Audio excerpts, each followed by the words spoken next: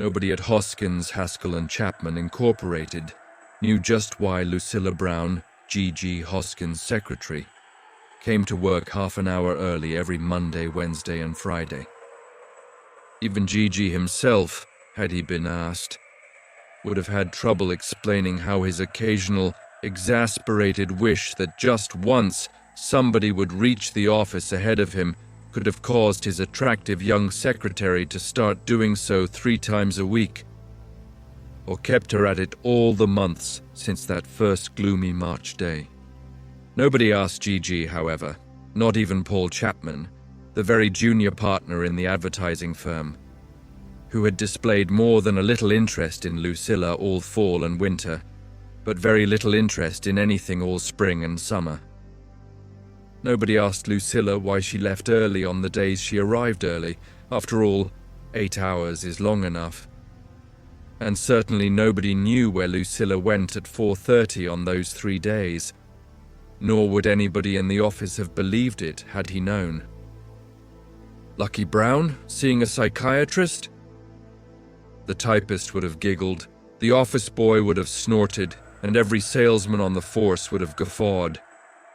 Even Paul Chapman might have managed a wry smile. A real laugh had been beyond him for several months, ever since he asked Lucilla confidently, "Will you marry me?"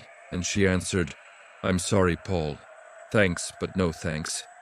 Not that seeing a psychiatrist was anything to laugh at, in itself. After all, the year was 1962, and there were almost as many serious articles about mental health as there were cartoons about psychoanalysts, even in the magazines that specialized in poking fun, in certain cities, including Los Angeles, and certain industries, especially advertising. "I have an appointment with my psychiatrist" was a perfectly acceptable excuse for leaving work early. The idea of a secretary employed by almost the largest advertising firm in one of the best-known suburbs in the sprawling city of the Angels doing so should not, therefore, have seemed particularly odd. Not would it have, if the person involved had been anyone at all except Lucilla Brown.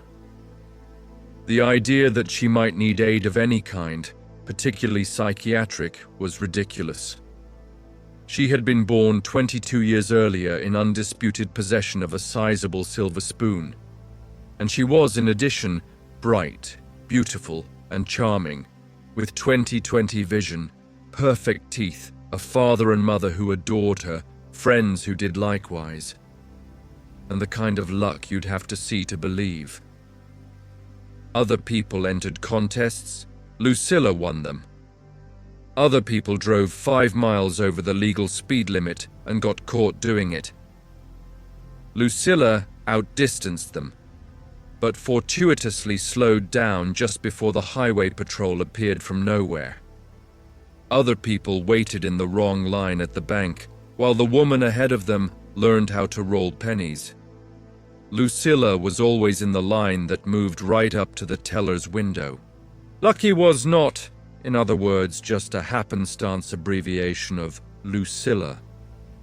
It was an exceedingly apt nickname, and Lucky Brown's co-workers would have been quite justified in laughing at the very idea of her being unhappy enough about anything to spend 3 precious hours a week stretched out on a brown leather couch, staring miserably at a pale blue ceiling and fumbling for words that refused to come.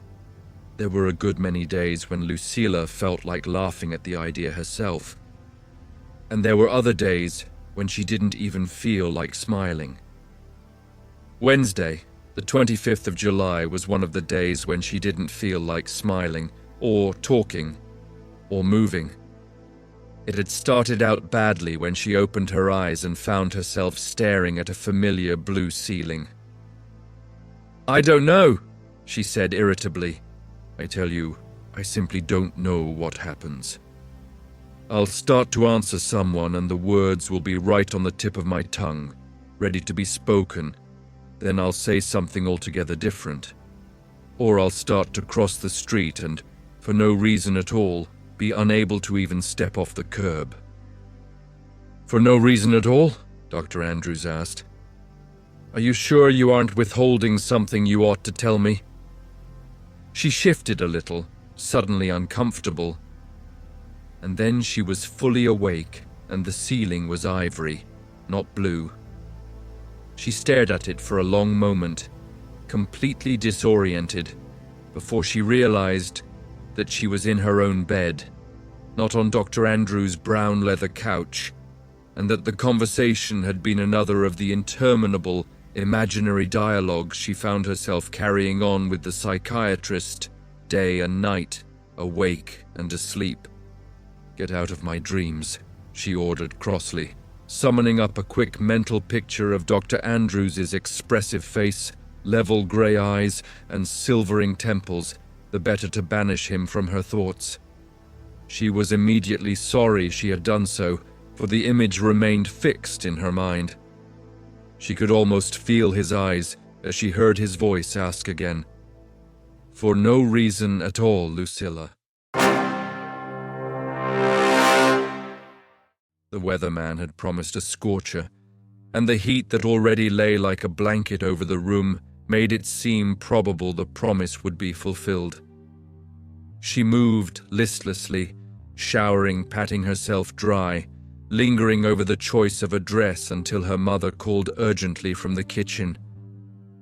She was long minutes behind schedule when she left the house.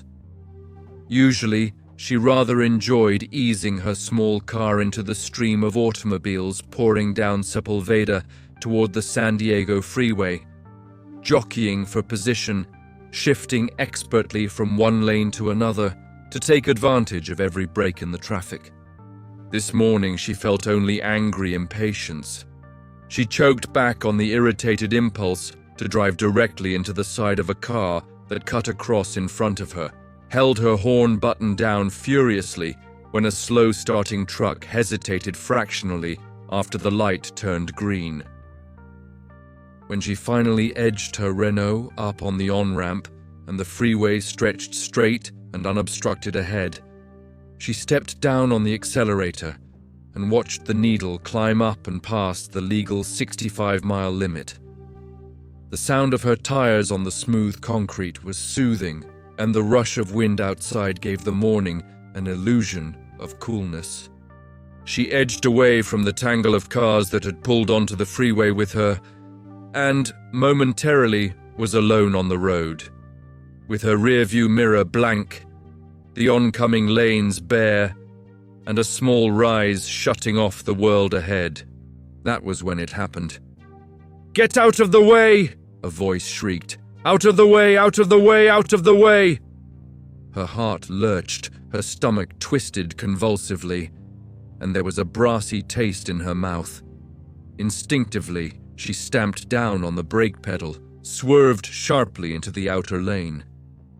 By the time she had topped the rise, she was going a cautious 50 miles an hour and hugging the far edge of the freeway. Then, and only then, she heard the squeal of agonized tires and saw the cumbersome semi-trailer coming from the opposite direction. Rock dangerously, jackknife into the dividing posts that separated north and southbound traffic, crunch ponderously through them, and crash to a stop, several hundred feet ahead of her, and squarely athwart the lane down which she had been speeding only seconds earlier. The highway patrol materialized within minutes. Even so, it was after 8 by the time Lucilla gave them her statement, agreed for the umpteenth time with the shaken but uninjured truck driver that it was indeed fortunate she hadn't been in the center lane, and drove slowly the remaining miles to the office. The gray mood of early morning had changed to black. Now there were two voices in her mind, competing for attention. "I knew it was going to happen," the truck driver said. "I couldn't see over the top of that hill. All I could do was fight the wheel and pray that if anybody was coming, he'd get out of the way." She could almost hear him repeating the words, "Get out of the way, out of the way." And right on the heel of his cry came Dr. Andrews' soft query, For no reason at all, Lucilla. She pulled into the company parking lot, jerked the wheel savagely to the left, jammed on the brakes. "Shut up!" she said. "Shut up, both of you!" She started into the building, then hesitated. She was already late, but there was something. Get out of the way, for no reason at all. She yielded to impulse and walked hurriedly downstairs to the basement library. "That stuff I asked you to get together for me by tomorrow, Ruthie," she said to the gray-haired librarian. "You wouldn't by any chance have already done it, would you?" "Funny you should ask." The elderly woman bobbed down behind the counter and popped back up with an armload of magazines and newspapers. "Just happened to have some free time last thing yesterday. It's already charged out to you, so you just go right ahead and take it, dearie." It was 8:30 when Lucilla reached the office. "When I need you, where are you?" Gigi asked sourly. "Learned last night that the top dog at Carey Carton Corporation is in town today, so they've pushed that conference up from Friday to 10 this morning. If you'd been here early, or even on time, we might at least have gotten some of the information together." Lucilla laid the stack of material on his desk. "I haven't had time to flag the pages yet," she said, "but they're listed on the library request on top. We did 19 ads for KK last year and 3 of premium offers. I stopped by sales on my way in. Susie's digging out figures for you now." Said Gigi. "Well, so that's where you've been. You could at least have let me know." There was grudging approval beneath his gruffness. "Say, how'd you know I needed this today, anyhow?" "Didn't," said Lucilla, putting her purse away and whisking the cover off her typewriter. "Happenstance, that's all. Just happened to go down to the library, for no reason at all. Withholding something. Get out of the way." The telephone's demand for attention overrode her thoughts. She reached for it almost gratefully. "Mr. Hoskins' office," she said. Yes, he knows about the 10 o'clock meeting this morning. Thanks for calling anyway." She hung up and glanced at Gigi, but he was so immersed in one of the magazines that the ringing telephone hadn't even disturbed him. Ringing. The last thing she did before she left the office each night was set the lever in the instrument's base to off, so that the bell would not disturb Gigi if he worked late. So far today, nobody had set it back to on. "It's getting worse," she said miserably to the pale blue ceiling. "The phone didn't ring this morning. It couldn't have. But I answered it. Dr. Andrews said nothing at all. She let her eyes flicker sidewise, but he was outside her range of vision. "I don't like having you sit where I can't see you," she said crossly. "Freud may have thought it was a good idea, but I think it's a lousy one." She clenched her hands and stared at nothing.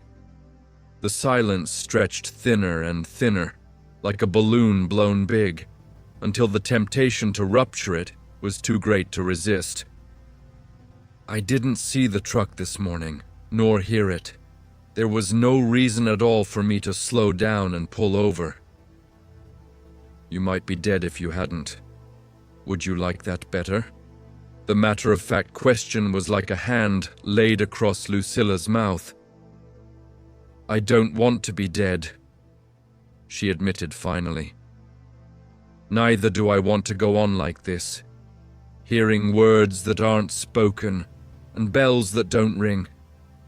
When it gets to the point that I pick up a phone just because somebody's thinking." She stopped abruptly. "I didn't quite catch the end of that sentence," Dr. Andrews said. "I didn't quite finish it. I can't." "Can't or won't?" "Don't hold anything back, Lucilla. You were saying that you picked up the phone just because somebody was thinking." He paused, expectantly. Lucilla reread the ornate letters on the framed diploma on the wall, looked critically at the picture of Mrs. Andrews, whom she'd met, and her impish daughter, whom she hadn't, counted the number of pleats in the billowing drapes, ran a tentative finger over the face of her wristwatch, straightened a fold of her skirt, and could stand the silence no longer. "All right," she said wearily. "The girl at Carrie Carton thought about talking to me, and I heard my phone ring, even though the bell was disconnected. Gigi thought about needing backup material for the conference, and I went to the library. The truck driver thought about warning people, and I got out of his way. So I can read people's minds, some people's minds, some of the time anyway. Only there's no such thing as telepathy. And if I'm not telepathic, then..." She caught herself in the brink of time and bit back the final word, fighting for self-control. "Then what?" The peremptory question toppled Lucilla's defenses. "I'm crazy," she said. Speaking the word released all the others dammed up behind it. "Ever since I can remember, things like this have happened. All at once, in the middle of doing something or saying something, I'd find myself thinking about what somebody else was doing or saying. Not thinking, knowing. I'd be playing hide and seek. And I could see the places where the other kids were hiding, just as plainly as I could see my own surroundings. Or I'd be worrying over the answers to an exam question, and I'd know what somebody in the back of the room had decided to write down, or what the teacher was expecting us to write. Not always, but it happened often enough so that it bothered me, just the way it does now when I answer a question before it's been asked, or know what the driver ahead of me is going to do a split second before he does it, or win a bridge game because I can see everybody else's hand through his own eyes, almost. Has it always bothered you, Lucilla?" "No, oh. She drew the word out, considering, trying to think when it was that she hadn't felt uneasy about the unexpected moments of perceptiveness. When she was very little, perhaps. She thought of the tiny, laughing girl in the faded snaps of the old album. And suddenly, inexplicably, she was that self, moving through remembered rooms, pausing to collect a word from a boyish father, a thought from a pretty young mother. Reluctantly, she closed her eyes against that distant time. "Way back," she said, "when I didn't know any better, I just took it for granted that sometimes people talk to each other, and that sometimes they passed thoughts along without putting them into words. I was about 6, I guess, when I found out it wasn't so." She slipped into her 6-year-old self as easily as she had donned the younger Lucilla. This time, she wasn't in a house, but high on a hillside, walking on springy pine needles instead of prosaic carpet. "Talk," Dr. Andrews reminded her, his voice so soft that it could almost have come from inside her own mind. "We were picnicking," she said. "A whole lot of us. Somehow I wandered away from the others. One minute the hill was bright with sun, and the next it was deep in shadows, and the wind that had been merely cool was downright cold." She shivered and glanced around, expecting her mother to be somewhere near, holding out a sweater or jacket. There was no one at all in sight. Even then, she never thought of being frightened. She turned to retrace her steps. There was a big tree that looked familiar, and a funny rock behind it, half buried in the hillside. She was trudging toward it, humming under her breath, when the worry thoughts began to reach her. Only a little creek, so I don't think she could have fallen in. Not really any bears around here. But she never gets hurt. Creek. Bear. Twisted ankle. Dark. Cold. She had veered from her course and started in the direction of the first thought. But now they were coming from all sides, and she had no idea at all which way to go. She ran wildly then, first one way, then the other, sobbing and calling. "Lucilla! The voice sliced into the night, and the dark mountainside and the frightened child were gone. She shuddered a little, reminiscently, and put her hand over her eyes.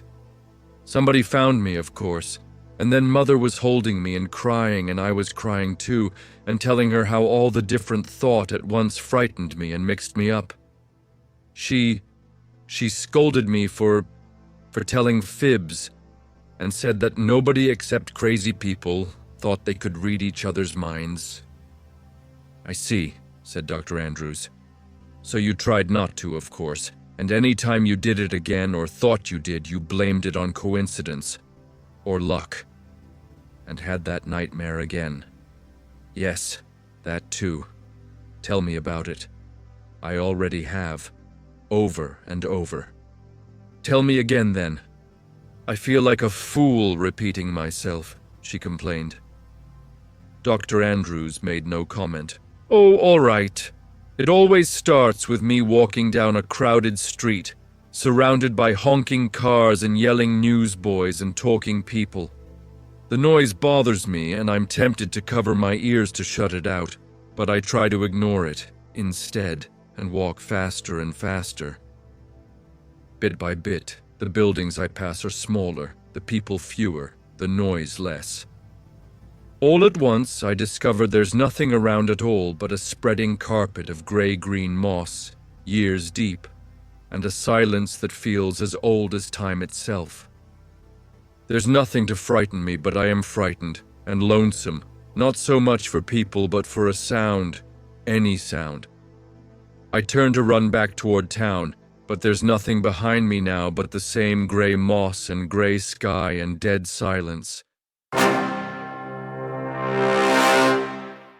By the time she reached the last word, her throat had tightened until speaking was difficult. She reached out blindly for something to cling to. Her groping hand met Dr. Andrews, and his warm fingers closed reassuringly around hers. Gradually, the panic drained away. But she could think of nothing to say at all, although she longed to have the silence broken. As if he sensed her longing, Dr. Andrews said, "You started having the dream more often just after you told Paul you wouldn't marry him. Is that right?" "No, it was the other way around. I hadn't had it for months, not since I fell in love with him. Then he got assigned to that Which Tomorrow show, and he started calling me Lucky, the way everybody does, and the dream came back." She stopped short and turned on the couch to stare at the psychiatrist with startled eyes. "But that can't be how it was," she said. "The lonesomeness must have started after I decided not to marry him, not before." "I wonder why the dream stopped when you fell in love with him." "That's easy," Lucilla said promptly, grasping at the chance to evade her own more disturbing question. "I felt close to him, whether he was with me or not, the way I used to feel close to people back when I was a little girl, before that day in the mountains, when Mother said, 'That was when you started having the dream, wasn't it?' How'd you know?" "I didn't, not until just now, but yes, that's when it started. I'd never minded the dark or being alone, but I was frightened when Mother shut the door that night, because the walls seemed so solid. Now that I knew all the thoughts I used to think were with me, they were just pretend. When I finally went to sleep, I dreamed, and I went on having the same dream, night after night after night, until finally they called a doctor, and he gave me something to make me sleep. I wish they'd called me," Dr. Andrews said. "What could you have done? The sleeping pills worked anyway, and after a while I didn't need them anymore because I'd heard other kids talking about having hunches and lucky streaks, and I stopped feeling different from the rest of them, except once in a while when I was so lucky it bothered me." "And after you met Paul, you stopped being too lucky, and the dream stopped?" "No!" Lucilla was startled at her own vehemence. No, it wasn't like that at all, and you'd know it if you'd been listening. With Paul, I felt close to him all the time, no matter how many miles or walls or anything else there were between us. We hardly had to talk at all, because we seemed to know just what the other one was thinking all the time. Listening to music, or watching the waves pound in, or just working together at the office. Instead of feeling odd when I knew what he was thinking or what he was going to say, I felt good about it, because I was so sure it was the same way with him and what I was thinking. We didn't talk about it. There just wasn't any need to. She lapsed into silence again. Dr. Andrews straightened her clenched hand out and stroked the fingers gently. After a moment, she went on. He hadn't asked me to marry him, but I knew he would. And there wasn't any hurry, because everything was so perfect anyway.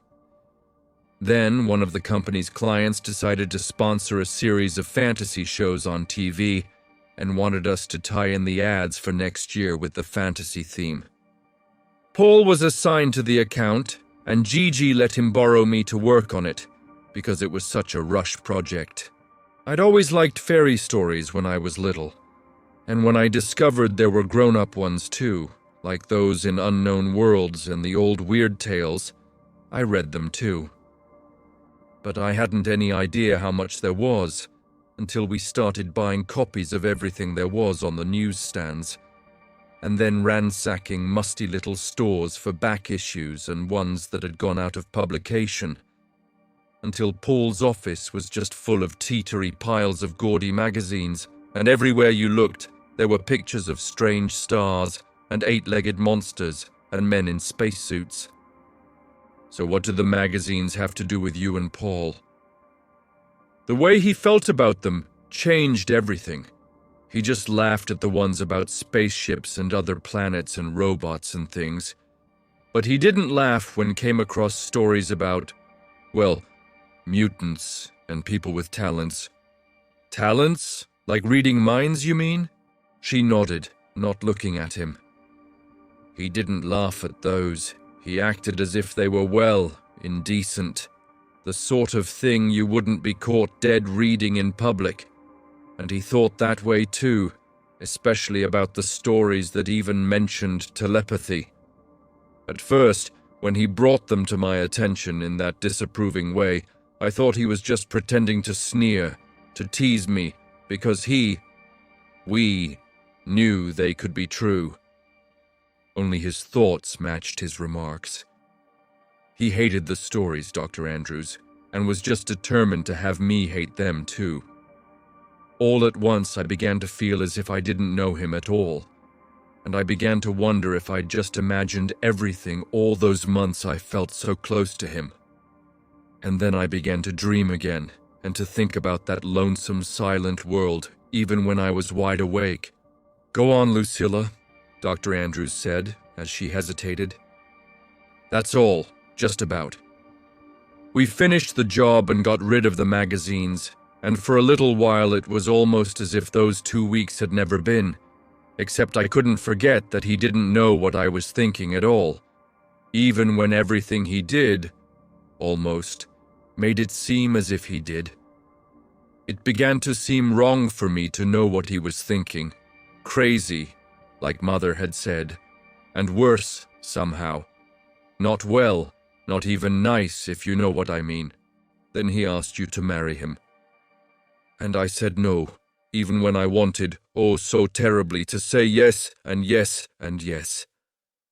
She squeezed her eyes tight shut to hold back a rush of tears.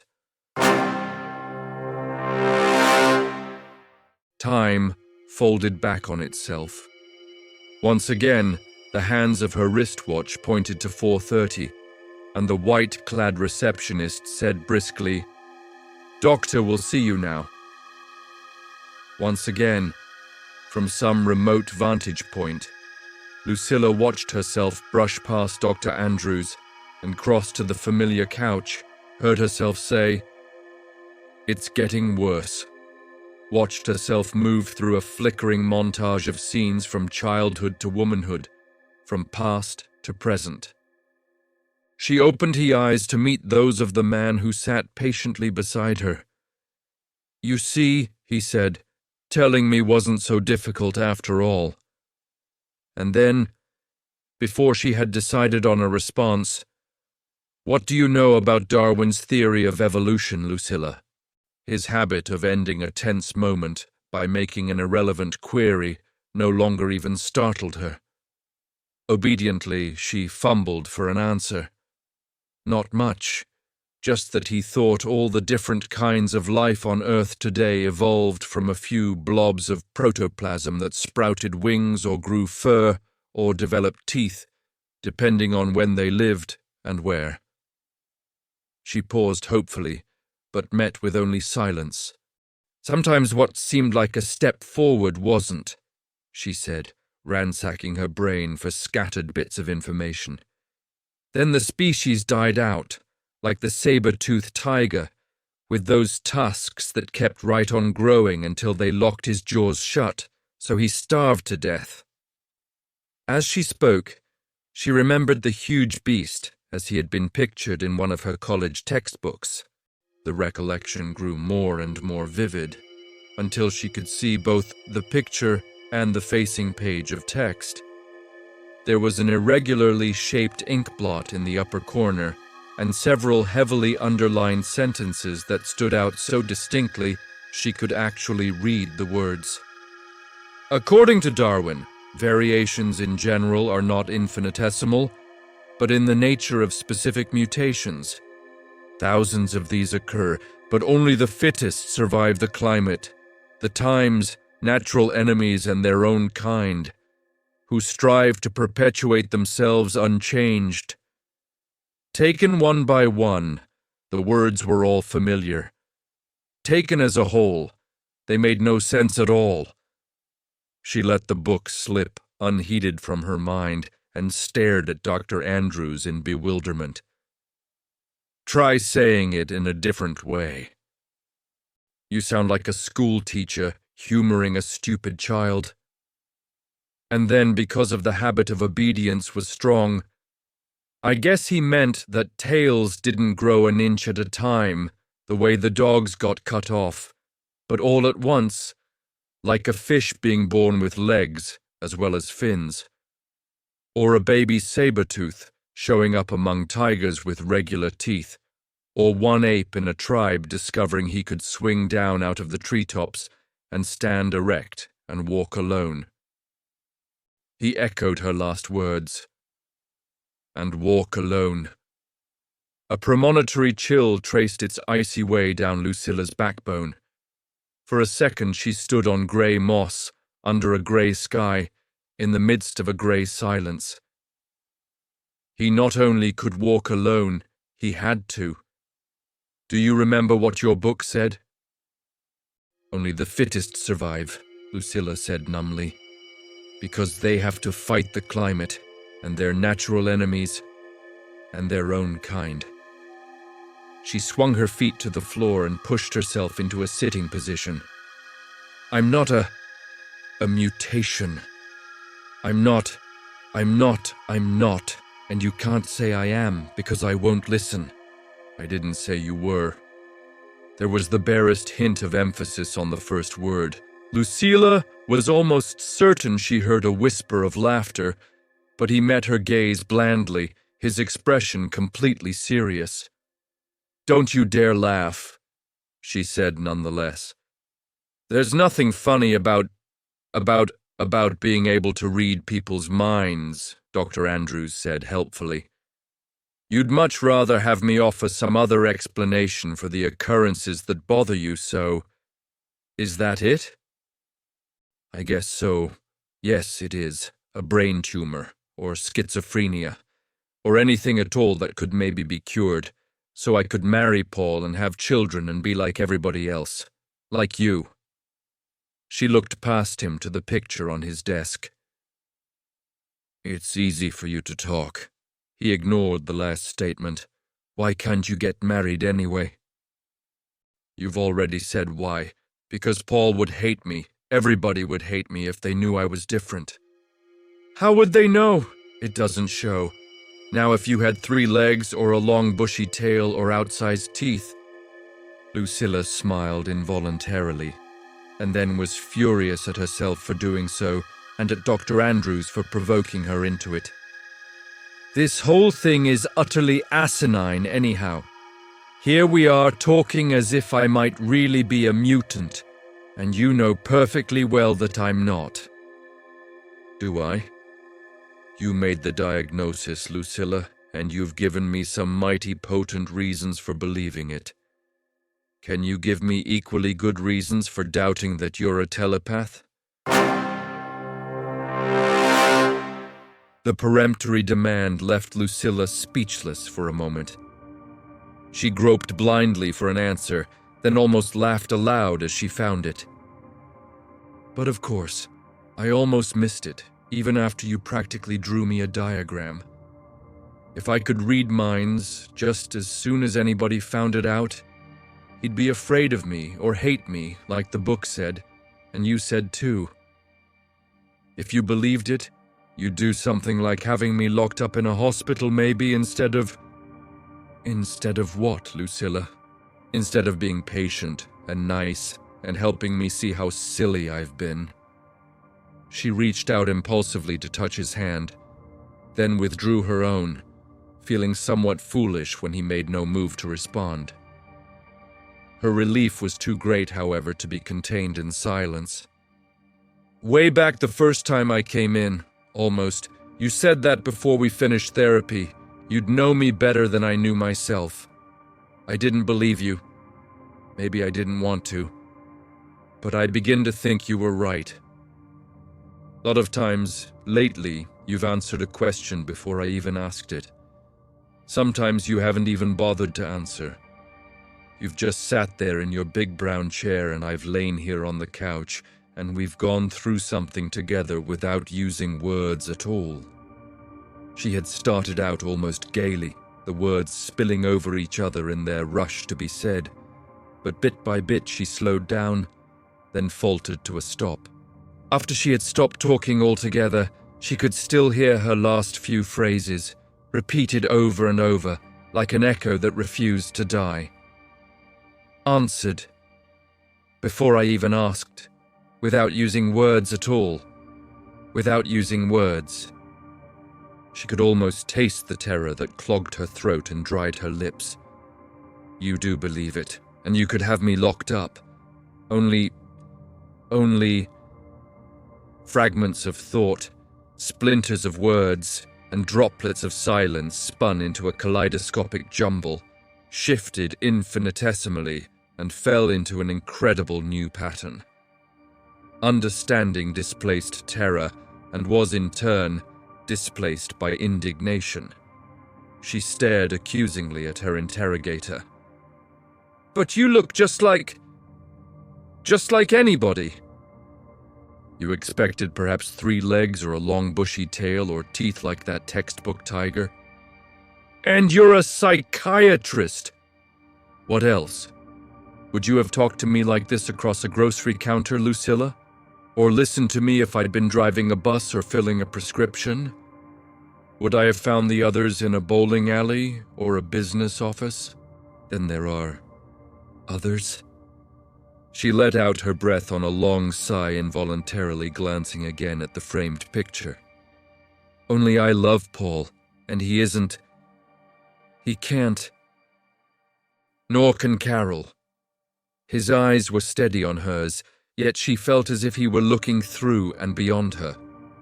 For no reason at all, she strained her ears for the sound of footsteps or the summons of a voice. Where do you suppose the second little blob of protoplasm with legs came from? Dr. Andrews asked. And the third? If that ape who found he could stand erect had walked lonesomely off into the sunset like a second-rate actor on a late show, where do you suppose you'd be today? He broke off abruptly and watched with Lucilla as the office door edged open. The small girl who inched her way around it wore blue jeans and a ponytail rather than an organdy frock and curls, But her pixie smile matched that of the girl in the photograph Lucilla had glanced at again and again. "You wanted me, Daddy?" she asked, but she looked toward Lucilla. "I thought you'd like to meet someone with the same nickname as yours," Dr. Andrews said, rising to greet her. "Lucky, meet Lucky." "Hello," the child said. Then her smile widened. "Hello?" "But I don't have to say it, do I? I can talk to you just the way I talk to Daddy and Uncle Whitney and Big Bill." "Hello yourself," said Lucilla. This time, when the corners of her mouth began to tick upward, she made no attempt to stop them. "Of course you can, darling, and I can answer you the same way, and you'll hear me." Dr. Andrews reached for the open pack of cigarettes on his deck. "Is this strictly a private conversation, girls, or can I get in on it too?" "It's unpolite to interrupt, Daddy." "He's not exactly interrupting. It was his conversation to begin with." Dr. Andrews's receptionist paused briefly beside the still open office door. None of them heard either her gentle rap or the soft click of the latch slipping into place when she pushed the door shut. Nor did she hear them. That's it, folks. If you enjoyed this journey into the world of English, please subscribe to English Tale Box for more captivating narratives and language insights. We'd love to hear your thoughts in the comments below. And don't forget to share this video with anyone who loves a good story or is learning English. Thank you for watching.